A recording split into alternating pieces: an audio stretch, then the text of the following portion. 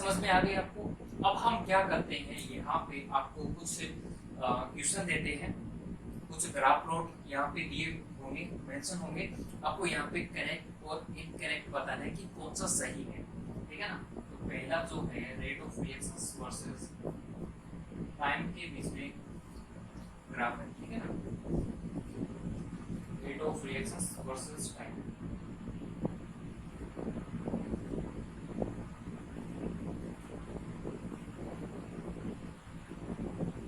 ये लीजिएगा, इनमें से आपको ये बताना है कि कौन सा करेक्ट है और कौन सा इनकरेक्ट है।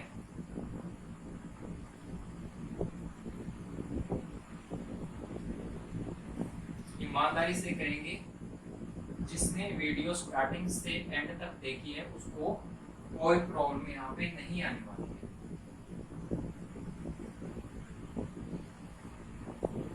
ये यहाँ पे मैंने 3 ग्राफ यहाँ पे प्लॉट किए हैं rate of reactions versus time के बीच में, rate of reactions versus time के बीच में 3 ग्राफ प्लॉट किए हैं। इन तीनों में से आपको ये बताना है कि कौन सा करेक्ट है और कौन सा क्या है, इनकरेक्ट है। ओके, अब मैं क्या करता हूँ, यहाँ पे कंसंट्रेशन वर्सेस टाइम के बीच में कुछ ग्राफ यहाँ पे प्लॉट करता हूँ। आपको ये बताना है कौन सा ग्राफ है यहाँ पे सही है। ओके,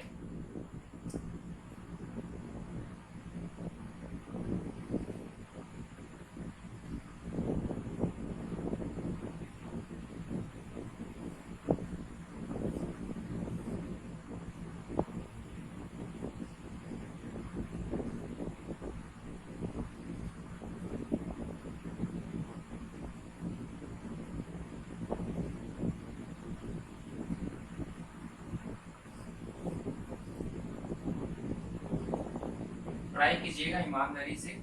अगर आपने ईमानदारी से सेक्शन देखा है, हमारी जो वीडियोस है, ईमानदारी से अगर आपने समझा इस चीज को, तो आपकी गलती नहीं होगी, ठीक है ना। तो ये चीज है, बताइएगा कि कहाँ करेक्ट है और कहाँ पे इनकरेक्ट है, ठीक है ना।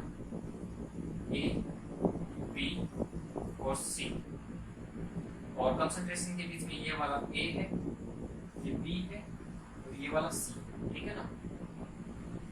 रेट ऑफ रिएक्शंस, और यहाँ से देख लें, डेफिनेटली यहाँ से क्वेश्चन बनता है, डेफिनेटली यहाँ से क्वेश्चन बनता है, पक्का बनेगा यहाँ से, एक आधा क्वेश्चन पक्का बन जाएगा यहाँ से। रेट वर्सेस टाइम के बीच में, कंसंट्रेशन वर्सेस टाइम के बीच में, यहाँ से एक क्वेश्चन पक्का बन जाएगा। इसलिए ईमानदारी से यहाँ पे आपको बताना है कि इनमें से कौन सा करेक्ट है और कौन सा इनकरेक्ट है, ठीक है।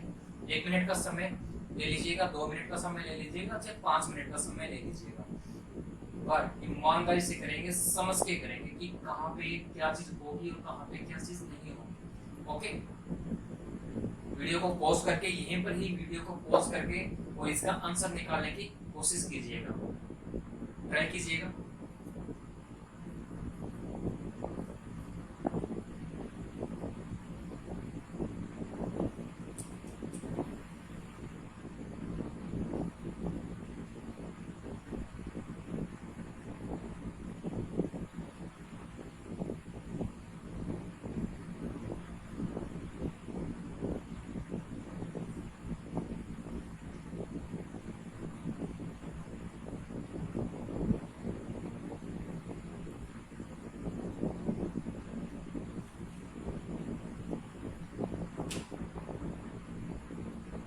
आई होप आपसे ये हो गया होगा।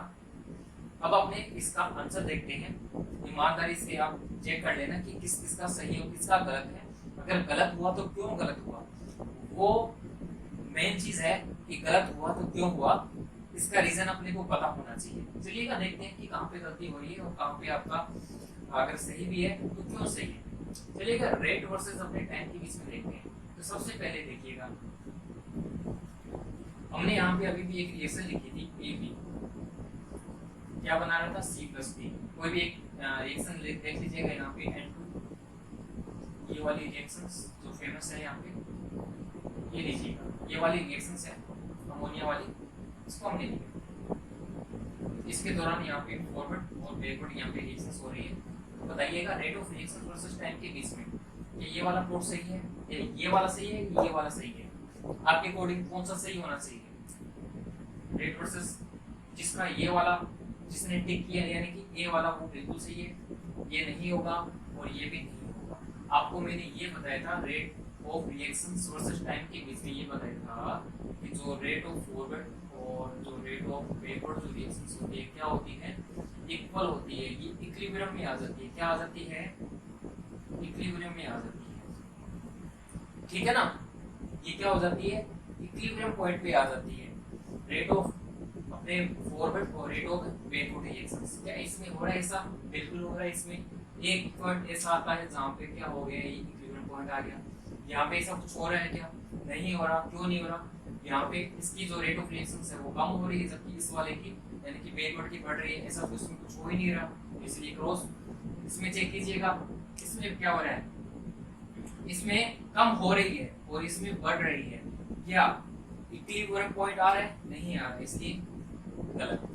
ठीक है ना। आई होप ये समझ में आ गया होगा। अब हम चलते हैं कंसंट्रेशन वर्सेस टाइम के बीच में। आपको मैंने एक लाइन लिखाई थी, वो लाइन क्या थी कि कंसंट्रेशंस इसकी अमोनिया की क्या थी? कांस्टेंट थी। कंसंट्रेशन इज अमोनिया कांस्टेंट, यानी कि इसकी जो कंसंट्रेशन है वो क्या थी? कांस्टेंट थी। क्यों कांस्टेंट थी? क्योंकि जितना ये बन रहा था उतना उतना क्या ये डिकम्पोज भी हो रहा था। इसलिए जो अमोनिया है इसकी कंसंट्रेशन कैसे आनी चाहिए थी? कांस्टेंट आनी चाहिए थी, कांस्टेंट आनी चाहिए थी। ठीक है ना। आप देखिएगा इस वाले में, देखिएगा रिएक्टेंट की जो कंसंट्रेशन है वो कम हो रही है, बिल्कुल सही है। और इसकी रिएक्शन जो प्रोडक्ट है वो हमारा क्या है? इसकी कंसंट्रेशन बढ़ रही है। ये चीज तो होगी, डेफिनेटली होगी। स्टार्टिंग में जो हमारा रिएक्टेंट जितनी कंसंट्रेशन रिएक्टेंट की स्टार्टिंग में होती है, क्या प्रोडक्ट बनने के बाद में भी इतनी रहेगी? क्या कभी भी नहीं रहती है। क्यों? क्योंकि अरे इसमें क्या होता है कि धीरे धीरे डिकम्पोज तो होता ही रहता है ना। नाइट्रोजन और हाइड्रोजन क्या होता है कि धीरे धीरे खत्म होता रहता है, तभी तो ये बनेगा, तभी तो ये बनेगा। तो स्टार्टिंग में तो क्या होता है कि जो रिएक्टेंट की कंसंट्रेशन होती है वो कम होती जाती है और प्रोडक्ट की जो कंसंट्रेशन होती है वो क्या होती है? बढ़ती जाती है। तो कंसंट्रेशन तो क्या है? रिएक्टेंट की कम हो रही है, प्रोडक्ट की भी बढ़ रही है। क्या ये कांस्टेंट है? क्या ये कांस्टेंट है? क्या रिएक्टेंट और प्रोडक्ट की जो कंसंट्रेशन है बिल्कुल है, ये भी कांस्टेंट है और ये भी क्या? कांस्टेंट। कहाँ तक इसको ले जाओ? इंफिनिटी तक यहाँ पे ले जाओ इसको, ये कांस्टेंट ही रहेगी। इसका मतलब ये ग्राफ बिल्कुल सही है। इस पे आ जाओ, रेट ऑफ अपने इसकी देखिएगा, रिएक्टेंट की कंसंट्रेशन कम हो रही है, बिल्कुल सही है। प्रोडक्ट की बढ़ रही है और एक ऐसा पॉइंट आता है जब ये दोनों कैसे हो रही है? कांस्टेंट हो रही है। क्या हो रही है? क्या कांस्टेंट? बिल्कुल हो रही है कांस्टेंट। अरे कोई जरूरी नहीं है कि इक्विलिब्रियम पॉइंट आ गया, अपने को तो मतलब किससे है? कांस्टेंट से मतलब है, बिल्कुल सही बात है। आगे चलते हैं। रिएक्टेंट की कंसंट्रेशन कम हो रही है, प्रोडक्ट की कंसंट्रेशन बढ़ रही है और एक पॉइंट ऐसा आता है जब इनकी जो कंसंट्रेशन कैसी हो जाएगी? कांस्टेंट। बिल्कुल सही बात है, ये भी कांस्टेंट हो रही है, बिल्कुल सही हमारा ग्राफ।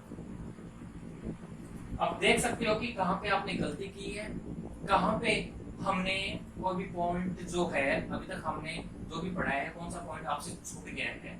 तो आप यहाँ से कंपैरिजन कर सकते हो कि कितना का समझ में आ रहा है। अगर फिर भी समझ में नहीं आया तो एक बार फिर से देख लो, ठीक है ना। वीडियो लंबी हो उससे आपको कोई लेना देना नहीं है, आपको तो कॉन्सेप्ट है वो समझ में आने चाहिए। ओके स्टूडेंट्स, इसको फिर से देख लीजिएगा। आगे चलते हैं अपने नेक्स्ट पॉइंट पे, केमिकल इक्विलिब्रियम। यानी कि इस केमिकल इक्विलिब्रियम के लिए क्या क्या कैरेक्टरिस्टिक्स होते हैं, यानी कि इसकी पहचान अपने किस प्रकार से कर सकते हैं ये केमिकल इक्विलिब्रियम आ जाए। ठीक है ना, सिर्फ इतना से इसको समझना है। तो इसका देखिएगा, पहला पॉइंट इसका देखिएगा, क्या कहते हैं कि डायनेमिक होना चाहिए। हमने देखा था स्टार्टिंग के अंदर ही कि एक डायनेमिक इक्विलिब्रियम होता है, एक स्टैटिकल्स होता है। स्टैटिकल्स का मतलब क्या होता है कि रुका हुआ, और डायनेमिक का मतलब क्या होता है कि चलता फिरता। जिस प्रकार से रेट ऑफ फॉरवर्ड और रेट ऑफ बैकवर्ड रिएक्शंस में होता रहता है, ठीक है ना। तो यहाँ पे अपने को इक्विलिब्रियम पॉइंट मिल जाएगा, ठीक है। दूसरी चीज देखिएगा, आपने ये सीखा था कि रेट ऑफ अपने रिएक्शन रेट अपने क्या है कि जो रिएक्टेंट है और जो प्रोडक्ट होता है उसकी जो कंसंट्रेशन होती है वो क्या होनी चाहिए? कांस्टेंट होनी चाहिए। हमने कंसंट्रेशन वर्सेस टाइम के बीच में जो ग्राफ प्लॉट किया था उसमें अपने रिएक्टेंट और जो प्रोडक्ट की जो कंसंट्रेशन थी वो क्या थी? एट इक्विलिब्रियम पॉइंट पे क्या होनी चाहिए थी, कांस्टेंट होनी चाहिए थी, ठीक है ना। तभी अपने को क्या मिल जाएगा, एक इक्विलिब्रियम पॉइंट देखने को मिलेगा। उसके बाद में देखिएगा कि इक्विलिब्रियम क्या होता है, can be achieve from either side, it won't effect equilibrium point. नहीं समझ में आया? देखिएगा यहाँ पे इसका कहने का मतलब ये होता है कि कोई भी यहाँ पे मैंने यहाँ पे रिएक्शन लिखा,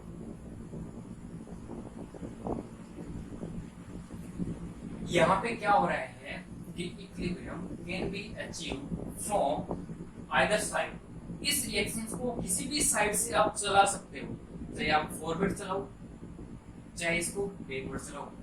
अपने को पता है कि ये रिवर्सिबल रिएक्शन है, दोनों साइड चलती है, चाहे आप बैकवर्ड या अपने फॉरवर्ड दोनों साइड से आप प्रोसीड करवा सकते हो।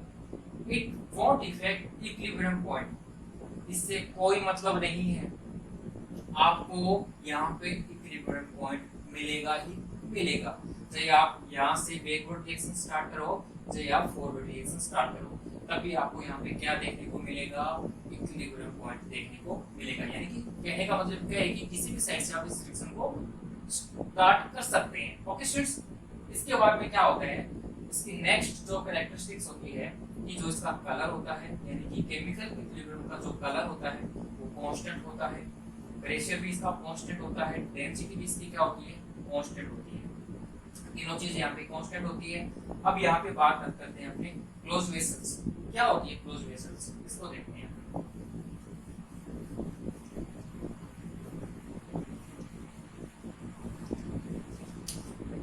क्लोज वेसल्स देख लेना कितने नंबर पॉइंट है, क्लोज वेसल्स। सपोज करो कि मेरे पास यहाँ पे क्या है, एक रिएक्शन मैंने यहाँ पे लिखी है A plus B, reversible reaction है, इससे C प्लस D बना। ओके, ये सभी के सभी क्या है, सॉलिड फॉर्म में है, इसकी जो स्टेट क्या है सॉलिड है, और इस D वाले की क्या है, गैस फॉर्म में, ठीक है ना, वेपर फॉर्म में है, गैसियस फॉर्म में है। अब एक बात बताओ, क्लोज वेसल्स का मतलब ये होता है कि अगर इसको मैंने बंद पात्र में अगर नहीं करवाई रिएक्शंस को, बंद पात्र में अगर इसकी रिएक्शंस नहीं करवाई तो क्या फॉरवर्ड तो बन सकता है, क्या बैकवर्ड से ये रिएक्शन दोबारा हो सकती है, क्या बन सकती है, क्या ये रिएक्शंस प्रोसीड होगी, क्या बताइएगा, सोच के देखिएगा, नहीं होगी, क्योंकि ये जो गैस ये वेपराइज हो जाएगी। अगर इसको क्लोज वेसल्स में अगर इसको प्रोसीड नहीं करवाएंगे, क्लोज वेसल्स में अगर इस रिएक्शंस को बंद पात्र में अगर इस रिएक्शंस को नहीं करवाएंगे तो ये जो गैसेस फॉर्म में जो डी जो है अगर गैस फॉर्म में तो ये वेपराइज हो जाएगा। एटमॉस्फेयर में अगर अपने खुले वातावरण में अगर इसकी रिएक्शंस करवाएंगे तो ये क्या हो जाएगा, वेपराइज हो जाएगी गैस। अगर ये वेपराइज हो जाएगी तो फॉरवर्ड तो बन जाएगा, लेकिन C प्लस D से ये बैकवर्ड रिएक्शंस कभी भी नहीं बनेगी, ये तो गायब ही हो जाएगा ना, फिर वेपराइज हो जाएगा ये तो, ठीक है ना। इसलिए क्या होना चाहिए, क्लोज वेसल्स में होना बहुत जरूरी है। इसको इस एग्जांपल को आप नोट करके रखेंगे जिससे कि आपको ध्यान में रहे, ये वाली जो रिएक्शन है वो प्रोसीड नहीं होगी, ठीक है, क्योंकि ये क्या है कि क्लोज वेसल्स में नहीं हो रही है। क्यों नहीं हो रही, क्योंकि ये गैसियस फॉर्म है, ठीक है ना, सभी के सभी एक ही स्टेट में होना जरूरी है। ओके, उसके बाद में देखिएगा यहाँ पे 6 नंबर पॉइंट में आता है आपका कैटालिस्ट, रोल ऑफ कैटालिस्ट का, रोल ऑफ कैटालिस्ट का रोल क्या होता है, कैटालिस्ट का रोल क्या होता है, यहाँ पे कोई भी रिएक्शंस अगर चल रही है तो उस रिएक्शंस के अपने रिएक्टेंट और प्रोडक्ट के अंदर ये पार्टिसिपेट करता है, पहली बात तो, ठीक है ना, यानी कि रिएक्शंस के अंदर ये पार्टिसिपेट करता है कौन, कैटालिस्ट। रिएक्शन की जो रेट होती है उसको बढ़ाने का काम करता है ये कैटालिस्ट, जल्दी करने का काम करता है। अब किस प्रकार से करेगा, देखो सपोज करो कि जो रेट ऑफ रिएक्शंस है वर्सेस टाइम के बीच में अगर मैंने कोई ग्राफ प्लॉट किया, हम देखते आ रहे थे कि यहाँ पे रेट ऑफ फॉरवर्ड और रेट ऑफ बैकवर्ड रिएक्शंस यहाँ पे हो रही थी, और यहाँ पे अपने को क्या मिल रहा था, एक इक्विलिब्रियम पॉइंट मिल रहा था, इक्विलिब्रियम पॉइंट मिल रहा था। हम जानते हैं, ठीक है ना। अब जैसे मैंने इस रिएक्शंस के अंदर ये जो रिएक्शंस प्रोसीड हो रही है लिक्विड और अपने फॉरवर्ड के अंदर, ठीक है ना, जैसे ही रिएक्शंस प्रोसीड हो रही है तो ऊपर से मैंने क्या डाल दिया, एक कैटालिस्ट डाल दिया। जैसे ही मैंने इसके अंदर कैटालिस्ट डाला वैसे ही क्या हो जाएगी, ये लीजिएगा, जहां पे अपने को इक्विलिब्रियम जो पॉइंट है यहाँ पे देखने को मिल रहा था कैटालिस्ट के दौरान, जो इक्विलिब्रियम जो पॉइंट होता है अब हमें यहाँ पे ना देखने को मिलेगा बल्कि यहाँ पे देखने को मिलेगा इक्विलिब्रियम पॉइंट। इतना इफेक्ट होता है इस कैटालिस्ट का, जो रेट ऑफ रिएक्शन होती है इतनी फास्ट कर देता है। इस एग्जांपल को अपने क्या है थोड़ा सा और अच्छे से बनाते हैं।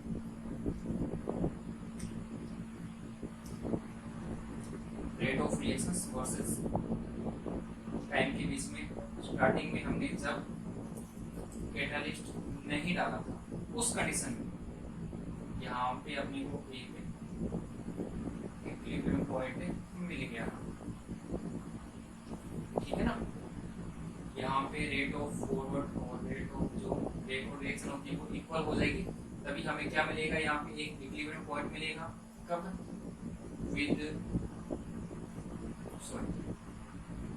विदाउट कैटालिस्ट, ठीक है ना। और अब मैंने क्या किया, यहाँ पे इस कैटालिस्ट को भी इन्वॉल्व कर दिया यहाँ पे, और जैसे मैंने यहाँ पे इस कैटालिस्ट को डाला तो अपने को यहाँ पे ना देखने को मिलेगा बल्कि यहाँ पे देखने को मिलेगा क्या, इक्विलिब्रियम पॉइंट। अब यहाँ पे जो रेट ऑफ फॉरवर्ड और रेट ऑफ जो बैकवर्ड रिएक्शन है अब यहाँ पे अपने को मिलेगी, ठीक है ना। यहाँ पे हम इसको लिख सकते हैं विद बेटा। ओके स्टूडेंट्स, आई होप आपको इतनी सी समझ में आई होगी, जितने भी इसके कैरेक्टरिस्टिक्स होते हैं वो आपको सभी के सभी अच्छे से समझ में आए होंगे, ठीक है ना। अब इसके बाद में देखो, इसके बाद में स्टार्ट होता है जो मेन जो स्टोरी होती है, जो मेन कहानी जो होती है ना, अब स्टार्ट होती है। ये तो बिल्कुल बेसिक था, जीरो लेवल था ये चीज। मास एक्शन अब स्टार्ट होगा यहाँ से, लॉ ऑफ मास एक्शन, यहाँ से स्टोरी स्टार्ट होती है केमिकल इक्विलिब्रियम की, यहाँ से क्वेश्चन बनना स्टार्ट होते हैं, ठीक है ना। साथ साथ नोट्स बनाते रहिए, ईमानदारी से पढ़ते रहिए, सीरियस हो जाइए, और जितनी भी मौज मस्ती करनी थी कर चुके हैं, ठीक है। अब तो क्या है कि जल्दी से नौकरी लग जाओ और सेटल हो जाओ, ठीक है ना। और अभी की जो ये वीडियो शूट हो रही है वो लगभग हो रही होगी 12:45 के आसपास, रात के 12:45 के आसपास ये वीडियो शूट हो रही है। एक चीज यहाँ पे ये याद रखना, जितनी मैं यहाँ पे आपके लिए मेहनत कर रहा हूँ, आपको क्या है कि मेरे से डबल आपको मेहनत करनी है, डबल ट्रिपल जितना हो सकता है आपको मेहनत करनी है, ठीक है ना। जब मेहनत करोगे ना उसका फल भी मिलेगा, ठीक है ना। तो चलिए टाइम वेस्ट नहीं करते हुए आगे चलते हैं। लॉ ऑफ मास एक्शन क्या होता है? लॉ ऑफ मास एक्शन यहाँ पे क्या होता है, sorry, law of mass action को सबसे पहले, लॉ ऑफ मास एक्शन को सबसे पहले गुलबर्ग एंड वागे ने इसके बारे में चर्चा की थी, इसको बताया था, इसको डिफाइन किया था, कुछ भी समझ सकते हो, ठीक है ना। लॉ ऑफ मास एक्शन क्या कहता है कि हमारे पास कोई यहाँ पे रिएक्शन है A प्लस बी, और क्या बना रहे हैं यहाँ पे C प्लस डी, यहाँ पे फॉरवर्ड और यहाँ पे क्या हो रहा है पीछे से बैकवर्ड रिएक्शन चल रही है, ठीक है ना। अब देखिएगा लॉ ऑफ मास एक्शन जो होता है उसको हम डिनोट करते हैं इस ब्रैकेट से। मास एक्शन होता है, हम इस ब्रैकेट से इसको डिनोट करते हैं, शो करते हैं, दर्शाते हैं इसे। अब देखिएगा सबसे पहले यहाँ पे मैं बात करता हूँ कि रेट ऑफ फॉरवर्ड रिएक्शंस की। यहाँ पे जो रेट ऑफ फॉरवर्ड जो रिएक्शंस होती है वो किसके डायरेक्टली प्रोपोर्शनल है, मास एक्शन ए के और मास एक्शन बी के। ये जो फॉरवर्ड जो रिएक्शंस हो रही है वो किसके इक्वल है, ए प्लस बी के। आगे चलिए रेट ऑफ जो बैकवर्ड रिएक्शन है वो किसके डायरेक्टली प्रोपोर्शनल है, यहाँ पे सी और डी, बताइएगा। ये चीज आपको समझ में आई? यहाँ तक स्टोरी आपको समझ में आ गई? ठीक है, अब आगे चलिएगा। अब एक चीज बताइएगा, ये रेट ऑफ फॉरवर्ड जो रिएक्शंस है, अगर इसके डायरेक्टली प्रोपोर्शनल है, अगर इसमें प्रोपोर्शनलिटी जो साइन है इसको मैं हटा दूं तो इसकी जगह पे मैं क्या लिख सकता हूँ? कांस्टेंट क्वांटिटी यहाँ पे मैं लिख सकता हूँ। किसके लिए होगी ये कांस्टेंट क्वांटिटी? मेरे लिए फॉरवर्ड रिएक्शंस के लिए। फॉरवर्ड रिएक्शंस में क्या है? मास रिएक्शंस ए और बी। इसी प्रकार से मैं रेट ऑफ फॉरवर्ड भी मैं लिख सकता हूँ। क्या लिख सकता हूँ? इसकी जगह पे इस प्रोपोर्शनलिटी के साइन को हटाया, के बी यानी कि बैकवर्ड रिएक्शंस के लिए ये सी एंड डी। इतनी कहानी समझ में आ गई? अब हमने ये चीज पढ़ रखी है कि जो रेट ऑफ फॉरवर्ड होता है इक्विलिब्रियम पॉइंट पर, वो इक्वल होता है किसके?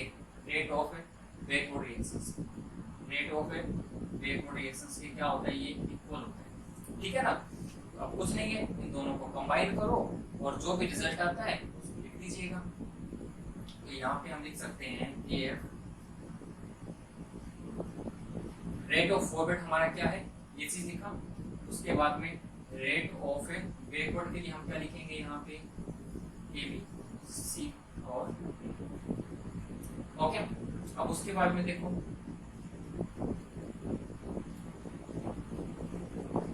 सिंपल मेथड कुछ नहीं है यहाँ पे, ये लीजिएगा। और इन्हीं को अपने क्या बोल रहे थे? Equilibrium constant. ठीक है ना? Equilibrium constant. ये रिलेशन हमारे पास आ गया। और ये जो है मास एक्शन किसका है? इसको हम लिख सकते हैं मास एक्शन प्रोडक्ट का। और ये वाला जो है वो है मास एक्शन किसका है? ये रिएक्टेंट। जो इक्विलिब्रियम क्या होता है? रेट ऑफ प्रोडक्ट या मास एक्शन ऑफ प्रोडक्ट का और मास एक्शन ऑफ डिवाइड क्या है? मास एक्शन ऑफ रिएक्टेंट का। इसको अपने क्या कहते हैं? Equilibrium constant. ठीक है ना? ये वाला आपको आई होप समझ में आया होगा। ये वाला जो रिलेशन है कैसे आया, कैसे हमने किया।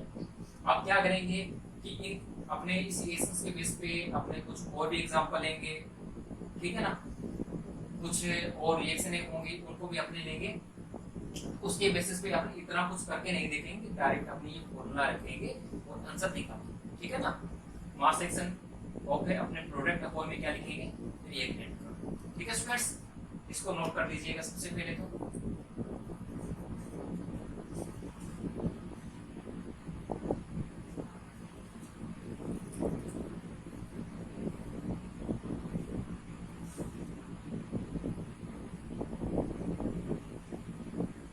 हो गया? चलो आगे देखते हैं।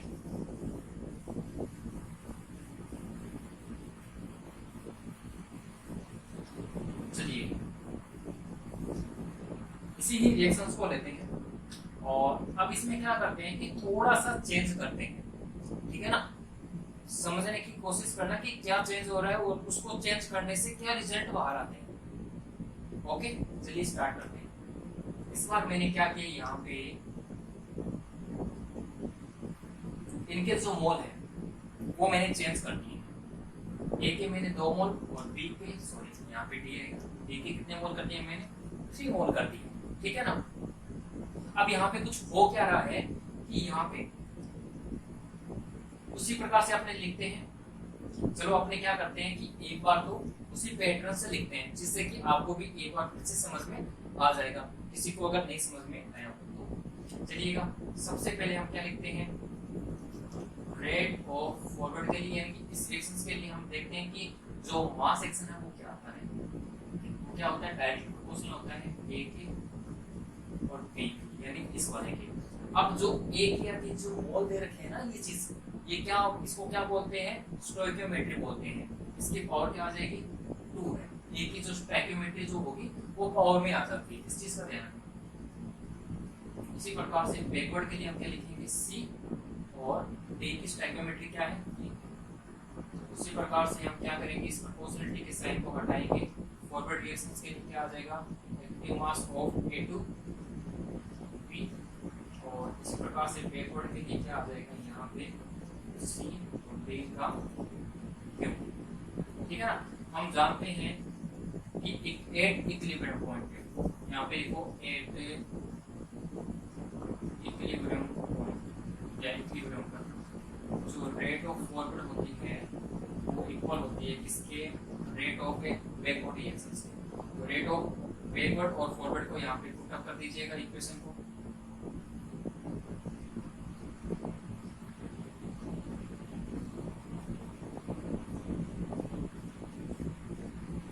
ठीक है ना, सिंपल मैथ करनी है तो कुछ नहीं है, ए या कॉन में ए भी, और यहाँ पे क्या आ जाएगा अपने पास में सी का एक्टिव मास यानी कि प्रोडक्ट का अपॉन में क्या होता है रिएक्टेंट, और इन्हीं को अपन क्या बोल रहे थे इक्विलिब्रियम।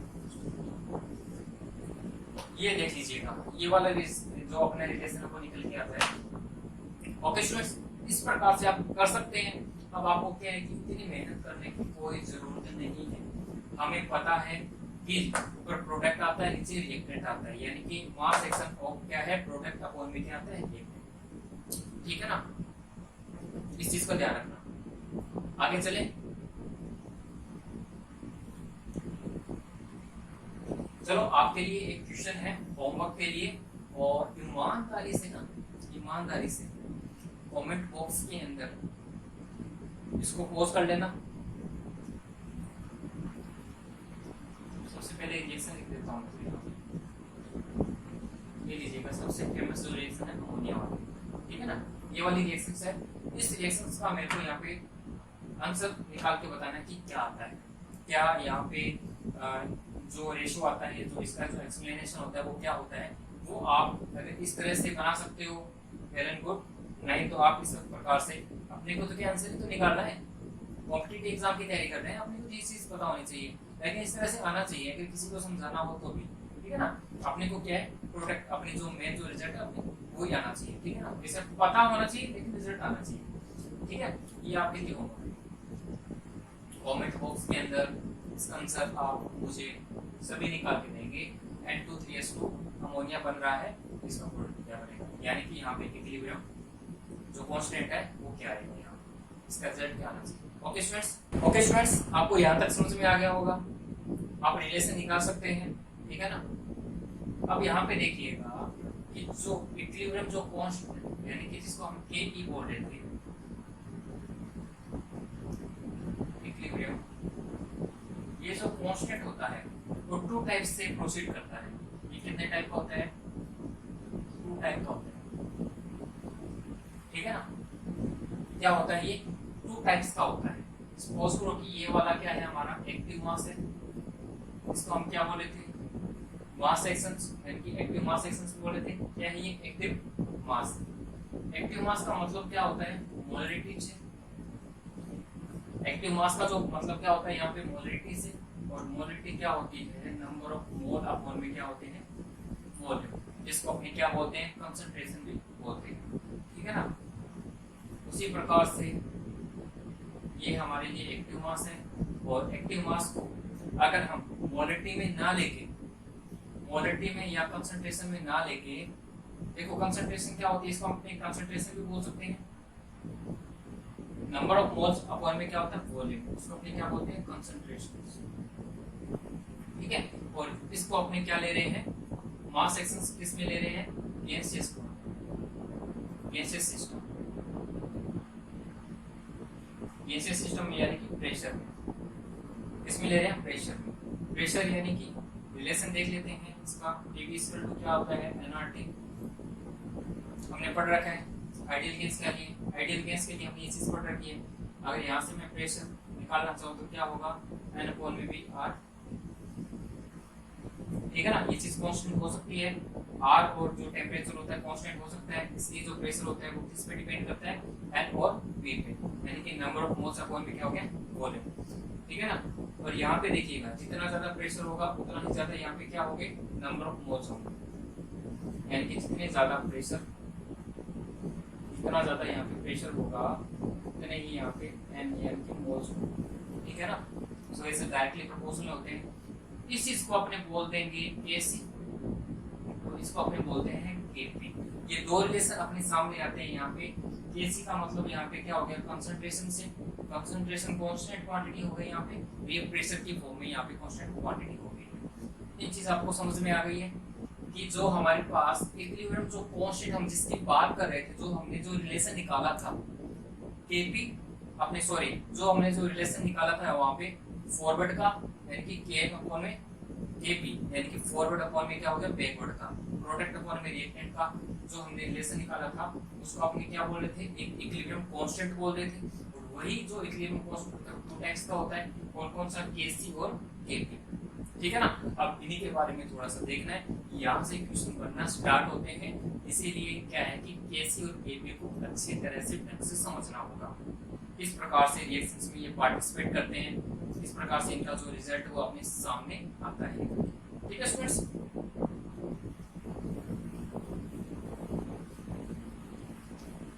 चलिए केसी और केपी दो रिलेशन हमने बनाए यहाँ पे। केसी का मतलब क्या होता है, कंसंट्रेशन से यानी कि मोलरिटी हो गया, और मोलरिटी को अपने क्या बोल रहे थे, नंबर ऑफ मोल्स, मोल में क्या होते हैं वॉल्यूम, उसको ही अपने क्या बोलते हैं कंसंट्रेशन। कंसंट्रेशन क्या होती है, नंबर ऑफ मोल्स कितने आपके पास में अपॉन में वॉल्यूम। अगर इसकी अपनी यूनिट की बात करें तो क्या होती है मोल अपॉन में वॉल्यूम, क्या होता है लीटर में होता है, कितने भी लीटर हो सकता है। ठीक है, इसकी यूनिट क्या हो जाएगी मोल पर लीटर हो जाएगी, या आप इसको ऐसे भी बोल सकते हो मोल लीटर। ठीक है ना। या अब देखिएगा आगे क्या है कि जो केसी होता है वो रिएक्शंस में आपको कहां कहां पे यूज करना है, जब आपको रिएक्शंस के अंदर लिक्विड या गैसियस फॉर्म मिले तभी आपको केसी अप्लाई करना है, तभी आपको केसी निकालना है। सॉलिड के लिए आपको कभी भी केसी नहीं निकालना है। क्यों नहीं निकालना, सॉलिड के लिए क्या होता है कि इसकी जो यूनिटी होती है, सॉलिड के लिए यहाँ पे लिख सकते हो आप, सॉलिड के लिए यूनिटी हमेशा क्या लेते हैं, वन लेते हैं। क्या लेते हैं, वन लेते हैं। ठीक है ना, इसलिए इसको काउंट नहीं करते। क्यों नहीं करते, क्योंकि सॉलिड में क्या होते हैं कि जो पार्टिकल्स होते हैं वो क्या होते हैं, बहुत पास पास होते हैं, बिल्कुल आपस में चिपके हुए होते हैं। इसलिए क्या होते हैं, उसको अपने यूनिटी वन लेते हैं, उसकी यूनिटी क्या लेते हैं, वन लेते हैं। अपने को जो मेजरमेंट होता है वो या तो गैसियस फॉर्म में या लिक्विड फॉर्म में ही कैसे निकाला जाता है। जो एक्चुअल जो रिजल्ट मिलते हैं अपने को, जो कंसंट्रेशन के जो एक्चुअल जो रिजल्ट मिलते हैं वो लिक्विड में और या गैसियस फॉर्म में अपने को देखने को मिलेंगे। इधर आ जाओ, केपी के अंदर जो प्रेशर होता है, इसकी सबसे पहले प्रेशर यानी कि हमने अभी देखा पी वी स्क्वायर क्या होता है, एनआरटी होता है। पी जो होता है वो डायरेक्टली प्रोपोर्शनल किसके होता है, यहाँ पे एन और बी के, अगर ये कांस्टेंट हो तो इतनी चीज समझ में आ गई। और इसकी यूनिट क्या होती है, सॉरी इसकी यूनिट क्या होती है, प्रेशर की यूनिट होती है एटमॉस्फेयर। ठीक है, और ठीक है लगाओ तो लगाओ, नहीं तो कोई दिक्कत नहीं है। अच्छा, इसके बाद में जो ये गैसियस फॉर्म है यानी कि जो प्रेशर है, आपको कौन सी इक्वेशन में काम करना है, यानी कि प्रेशर ओनली सिर्फ गैस के अंदर। अगर आपको कोई भी रिएक्शन लिखी हुई है, अगर उसके अंदर कोई गैस का कोई मॉलिक्यूल है तो आपको केपी निकालना है। आपको लिक्विड के अंदर कभी भी नहीं निकालना, आपको कभी भी सॉलिड के अंदर कभी भी नहीं निकालना, क्या केपी। ओके, वही चीज है कि आपके लिए जो सॉलिड है एंड जो लिक्विड है, प्रेशर के अंदर क्या होती है, उसकी जो यूनिटी होती है क्या होती है, वन होती है। लिक्विड यूनिटी क्या होती है इनके लिए, वन होती है। यूनिटी क्या होती है, वन होती है।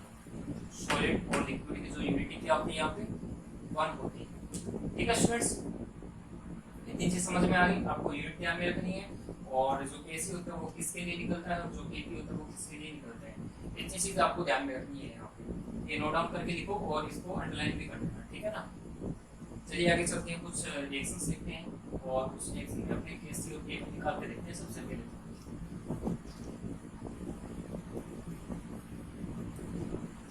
चलिए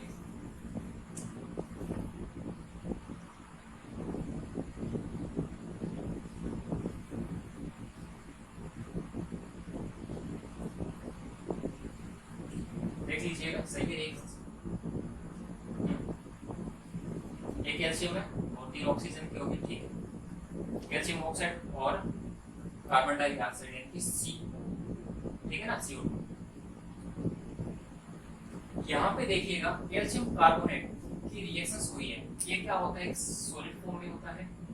कैल्शियम ऑक्साइड ये भी क्या होता है, सॉलिड फॉर्म में, और जबकि CO2 क्या होती है, गैसेस फॉर्म में देखने को मिलती है, ठीक है। और आपसे ये बोल दिया जाए कि Kc एंड Kp निकालिए। अब यहाँ पे क्या है कि आपको ये पता होना चाहिए कि जो Kc है और जो Kp है वो कैसे निकलता है। अब देखिएगा Kc यहाँ पे कैसे निकलेगा, प्रोडक्ट अपॉन में रिएक्टेंट। सबसे पहले लिख लो, आप जो रिलेशन लिखना चाहते हो, लिखना है तो लिख लो। कैल्शियम ऑक्साइड इस प्रकार से, ये क्या हो गया, सॉलिड में हो गया, इस प्रकार से CO2 ये गैसियस फॉर्म में है, और हमारे पास जो रिएक्टेंट है वो क्या है, कैल्शियम कार्बोनेट, ये सॉलिड, ठीक है। और आपको मैंने क्या बताया था, तो जो कंसंट्रेशन यानी कि जो C जो होता है, Kc जो निकलता है वो ओनली किसके लिए निकलता है, या तो लिक्विड के लिए या फिर किसके लिए, गैसियस फॉर्म के लिए। तो सॉलिड वाला तो कट जाएगा, इसकी यूनिट क्या होती है, 1 होती है। Kc हमारा क्या आ जाएगा, CO, ये लीजिएगा, ये हमारा आ गया Kc। अब मैं यहाँ पे निकालता हूँ Kp। प्रेशर के लिए अगर निकालना है तो मैं कैसे निकालूंगा, यहाँ पे ये भी ओनली सिर्फ गैसेस के लिए निकलता है, प्रेशर वाला भी किसके लिए निकलता है, गैस के लिए। तो ये दोनों वैसे ही कट जाएंगे, उसी प्रकार से ये भी क्या आ जाएगा, दोनों की जो क्वांटिटी है वो क्या है, 1:1, ठीक है ना। Kc और Kp दोनों क्या आ जाएगी, इक्वल आ जाएगी, ठीक है। दोनों के दोनों ये कैसे, गैसेस हो गया, ठीक है। ये आपका रिजल्ट आ गया है, ये आपका आंसर आ गया है, ठीक है। इसमें अगर कोई डाउट है फिर से इसको एक बार देख लीजिएगा अच्छे से। चलिएगा यहाँ पे नेक्स्ट,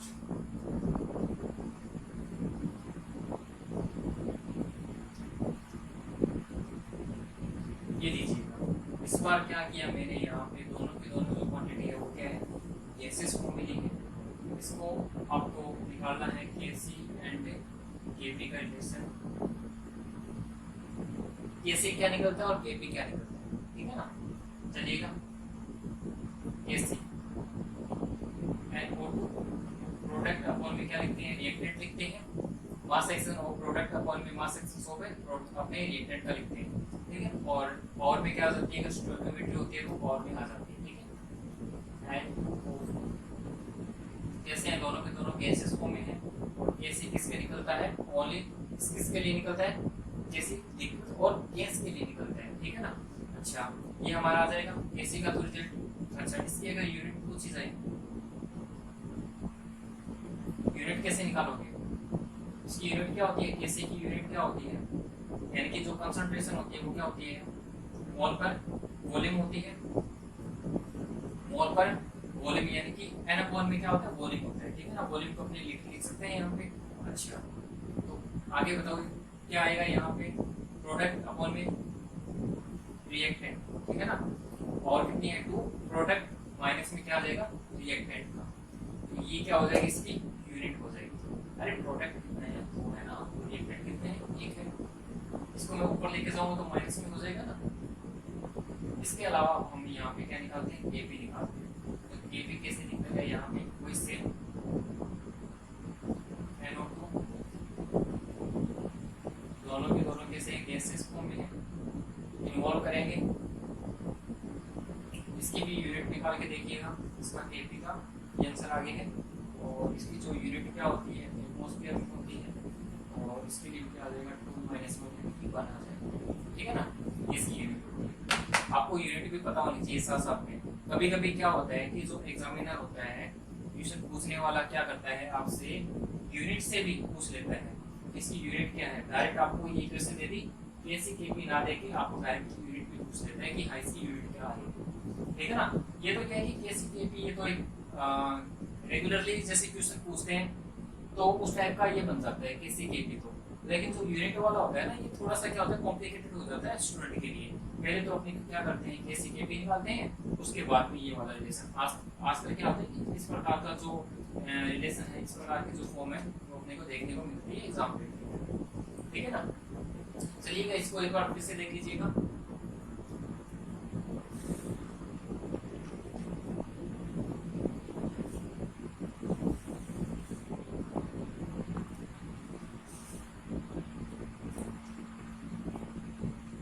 ओके स्टूडेंट्स, चलते हैं आगे।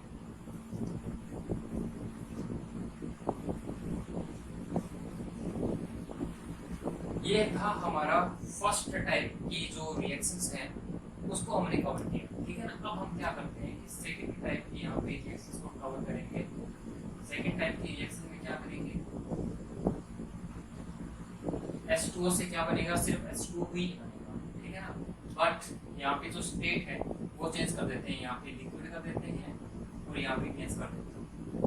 अब आप सभी स्टूडेंट से ये मेरा क्वेश्चन है कि लिक्विड से कहाँ ये चेंज हो रहा है, गैसियस फॉर्म में ये चेंज हो रहा है, किसमें हो रहा है, लिक्विड से गैस फॉर्म में ये चेंज हो रही है। तो क्या इसको हम केमिकली या केमिकल इक्विलिब्रियम बोलेंगे क्या, केमिकल इक्विलिब्रियम बोलेंगे क्या इस वाली रिएक्शन को, समझे जो मैं पूछना चाह रहा हूँ। लिक्विड से गैसियस फॉर्म में ये जो वाटर है लिक्विड से गैसियस फॉर्म में बदला, ठीक है। हम पढ़ क्या रहे हैं, केमिकल इक्विलिब्रियम पढ़ रहे हैं, क्या हम इसको केमिकल इक्विलिब्रियम बोलेंगे क्या, नहीं बोलेंगे। क्यों नहीं बोलेंगे, इसको हम बोलेंगे फिजिकल इक्विलिब्रियम। देखो जहां पर भी क्या होती है कि स्टेट चेंज होती है, लिक्विड से गैस, गैस से सॉलिड या सॉलिड से लिक्विड, इस प्रकार से क्या होता है कि अगर आपकी कोई फेज चेंज हो रही है उसको हम कभी भी केमिकल में काउंट नहीं करते, उसको हम फिजिकल में काउंट करते हैं, लेकिन वो हो जाएगा फिजिकल इक्विलिब्रियम। ओके स्टूडेंट्स, ये वाली एक बेसिक जो जानकारी थी आपको देनी थी। ओके, अब हम यहाँ पे क्या निकालते हैं, केसी और केपी निकालते हैं, ठीक है ना। ये क्या निकलेगा, केसी और केपी क्या निकलेगा यहाँ पे, देखिए सबसे पहले तो अपने क्या करते हैं, प्रोडक्ट फॉर्म में रिएक्टेंट लिख लेते हैं, ये गैसियस फॉर्म में हो गया, ये लिक्विड फॉर्म में, ठीक है। आपको मैंने क्या बताया था कि जो कंसंट्रेशन होती है वो किस किस में अपने निकाल सकते हैं, लिक्विड में निकाल सकते हैं और गैसियस फॉर्म में निकाल सकते हैं। बट यहाँ पे जो लिक्विड है वो एक रिएक्टेंट है और जबकि जो गैस है वो क्या है, प्रोडक्ट है। इसलिए आपको यहाँ पे ये चीज ध्यान में रखनी है, गैस के साथ कभी भी लिक्विड को काउंट मत करना। गैसियस के साथ कभी भी लिक्विड को काउंट नहीं करते हैं। उसके लिए जो लिक्विड होता है, उस गैसियस फॉर्म के लिए जो लिक्विड होता है उसकी जो यूनिट होती है वो क्या हो जाएगी, 1 हो जाएगी। यूनिटी क्या हो जाएगी इसकी, 1 हो जाएगी। इसके लिए हम जो केसी होता है वो क्या निकल के आएगा, H2। ओके स्टूडेंट्स, गैस के साथ कभी भी लिक्विड काउंट मत कर देना, यहाँ पे ध्यान रखना सेकंड नंबर पॉइंट के अंदर, ठीक है ना। यहाँ पे लिख के रखो, लिक्विड के साथ गैस सॉरी गैसियस फेज के साथ लिक्विड फॉर्म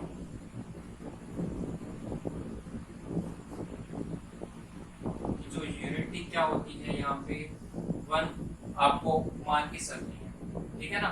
इसलिए हम ओनली सिर्फ किसके गैसियस फॉर्म को ही काउंट करेंगे। बात करते हैं केपी। केपी तो किसके लिए होता है, ओनली गैस के लिए होता है, क्या आ जाएगा हमारे लिए, H2O, ठीक है ना, ये वाला ही आ जाएगा।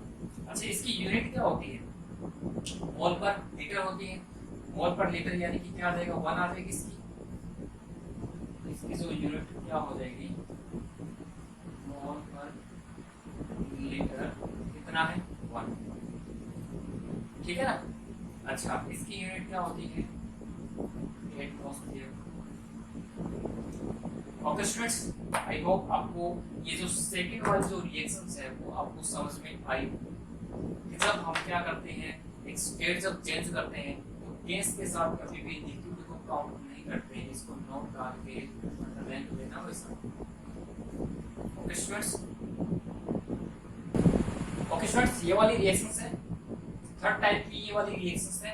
अब इसके अंदर देखिएगा क्या माइनर से चेंजेस आ रहे हैं वो आप देखने की कोशिश कीजिएगा इस बार क्या है कि हमने कॉपर और सिल्वर की यहाँ पे रिएक्शंस करवाई है, और यहाँ पे ये जो कॉपर है वो एक सॉलिड है, और जो सिल्वर होता है वो एक एक्वस सॉल्यूशन है, यानी कि एक जलीय सॉल्यूशन है, ठीक है ना। और अपने को प्रोडक्ट में क्या मिल रहा है, एक एक्वस में मिल रहा है, एक सॉलिड में मिल रहा है। यहाँ पे भी आपको क्या निकालना है, AB एंड KC बताना है कि क्या क्या होंगे, ठीक है ना।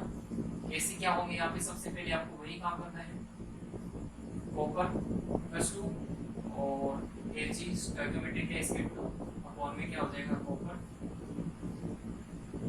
Ag+2, ठीक है ना। ये जो कॉपर +2 है ये क्या है, एक एक्वस मीडियम में है और ये हो गया एक सॉलिड में। सो कॉपर जो है वो एक सॉलिड में हो गया, और जो सिल्वर है वो क्या है, एक एक्वस में। सॉलिड वाला तो वैसे ही कट जाएगा, इसकी यूनिटी आपको पता है क्या होती है, 1 होती है। अब एक्वस का क्या करें, एक्वस का हम क्या करें, एक्वस का आपको कुछ नहीं करना है, केसी जो कंसंट्रेशन होती है, अगर एक्वस सॉल्यूशन आपको मिल रहा है तो उसको काउंट करना है, आपको उसको क्या करना है, काउंट करना है, ठीक है ना। उसके लिए जो यूनिटी वन नहीं होती है, इसके लिए तो केसी क्या आ जाएगा हमारे पास में, कॉपर +2, अच्छा, और सिल्वर प्लस, और इसकी यूनिटी क्या आ जाएगी, सॉरी इसकी जो पावर है वो कितनी आ जाएगी, 2 आ जाएगी, ठीक है ना। अब इसका देखिएगा, ये रिलेशन आ गया हमारे पास में एक्वस के लिए। अब इसकी यूनिट क्या होती है, इसकी यूनिट क्या होती है, इसकी यूनिट आप लिख लीजिएगा मोल पर लीटर, मोल पर लीटर कितने हैं, 1 माइनस में 2, इसके पास 1, इसकी पावर कितनी है, 1 है, और ये जब ऊपर जाएगा तो क्या हो जाएगा, माइनस का 2 हो जाएगा, ठीक है ना। फोर्थ टाइप की रिएक्शन देखिएगा, यहाँ पे आप ये वाली आई हो तो आपको समझ में आ गई होगी, इसमें कोई भी प्रॉब्लम नहीं होनी चाहिए। फोर्थ टाइप की यहाँ पे रिएक्शन देखिए, एक्वस मीडियम में अगर आ रहा है, सॉरी उसके लिए केपी जो रह गया था, केपी लिख लीजिएगा, नॉट डिफाइंड, क्योंकि केपी के लिए अपने को सिर्फ ओनली गैस से ही होती है, गैसेस पे में कुछ था नहीं, एक तो था एक्वस में और एक था सॉलिड फॉर्म में, ठीक है ना। इसलिए क्या है, इसके लिए हम बताएंगे नॉट केपी, आंसर क्या आएगा, नॉट। फोर्थ टाइप की जो रिएक्शन है उसको नोट कीजिएगा, CH3COOH वाटर के साथ ये रिएक्ट करेगा, CH3CO माइनस प्लस में H3O प्लस, ठीक है। ये जो है हमारे पास में एक सॉल्यूशन में है, वाटर हमारे पास लिक्विड में है, और ये दोनों क्या हमारे पास में एक्वस, ठीक है ना। इसके लिए भी आप एक नोट लिखिएगा,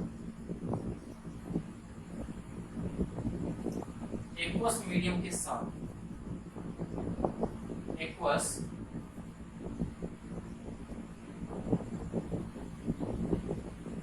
मीडियम के साथ या एक्वस फेस के साथ या मीडियम के साथ लिक्विड की यूनिटी इक्वल टू 1 2 3 है, ठीक है ना। ये बात ध्यान रखना। अब आप निकाल लीजिएगा केसी का रिलेशन क्या है हमारे पास में, CH3CO माइनस H3O प्लस, ये दोनों किसमें है, एक्वस मीडियम में है। इसके अलावा रिएक्टेंट क्या है हमारे पास में, CH3COOH वाटर, ये हमारे पास एक्वस मीडियम में है, और ये हमारे पास लिक्विड में है। आपको मैंने बताया था कि आप एक्वस मीडियम के साथ कभी भी लिक्विड को काउंट मत करना, जो बच गया उसको लिख दीजिएगा, CH3CO minus H3O plus upon में रिएक्टेंट क्या बचा हमारे पास में, CH3COOH एक्वस मीडियम, ठीक है ना। अब इसकी यूनिट क्या होगी,